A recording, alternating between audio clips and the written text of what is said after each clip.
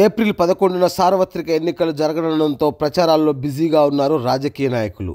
రేపటి నుంచి నామినేషన్ల ప్రక్రియ ప్రారంభం కావడంతో అభ్యర్థుల ఎంపిక విషయంలో ఆచితూచి అడుగులు వేస్తున్నారు. ఇక తెలంగాణలో కాంగ్రెస్ పార్టీ ఇటీవల 8 మందితో మొదటి లిస్టు ప్రకటించిన సంగతి తెలిసిందే. అధికార టీఆర్ఎస్ పార్టీ జాబితా కూడా తుది దశకు చేరుకుందని సమాచారం. కాంగ్రెస్ అభ్యర్థులకు ధీటుగా బరిలోకి దించాలని వ్యూహాలు రచిస్తున్నారు గులాబీ బాస్. రాష్ట్రంలో 16 లోక్సభ సెగ్మెంట్లను గెలుచుకోవాలనే లక్ష్యంతో అన్ని అంశాలని పరిగణలోకి తీసుకొని ఇప్పటికే 10 స్థానాల్లో అభ్యర్థులు ఎవరైనా దానిపై స్పష్టత ఇచ్చింది. టికెట్లు కన్ఫర్మ్ అయిన వారికి స్వయంగా సీఎం కేసీఆర్ ఫోన్ చేసి ప్రచారం ప్రారంభించమని చెబుతున్నారట. నామినేషన్ దాఖలకు అవసరమైన అన్నింటినీ సిద్ధం చేసుకోండి, త్వరలోనే అధికారిక ప్రకటన వెలువడుతుందని చెప్పారట.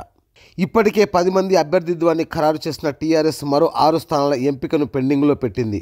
అయితే ఈసారి 4 సిట్టింగ్ ఎంపీలకు టికెట్ దక్కదనే ప్రచారం జోరుగా సాగుతోంది. ఆయా సిట్టింగ్ ఎంపీలు ఆశావహులు పరస్పరం ఫోన్లు చేసుకుంటూ అన్నా ఆ సెగ్మెంట్పై అధిష్టానం స్పష్టత ఇచ్చిందంట, మీకు సమాచారం వచ్చిందా, ఫోన్ వస్తే నాకు ఖచ్చితంగా చెప్పండి అని చెప్పుకుంటున్నారు. నేడు కరీంనగర్ బహిరంగ సభలో లేదా ఆ తర్వాత జరిగే నిజామాబాద్ సభలో అభ్యర్థులను ప్రకటించనున్నట్లు తెలుస్తోంది.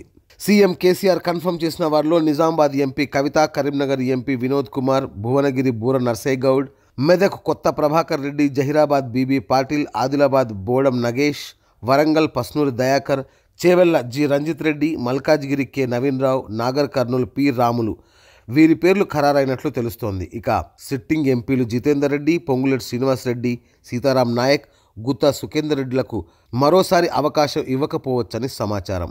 Great Telangana news, Hyderabad.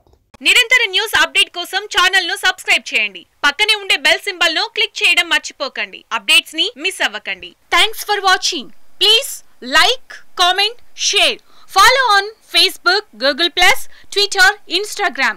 For more updates, please subscribe Great Telangana TV.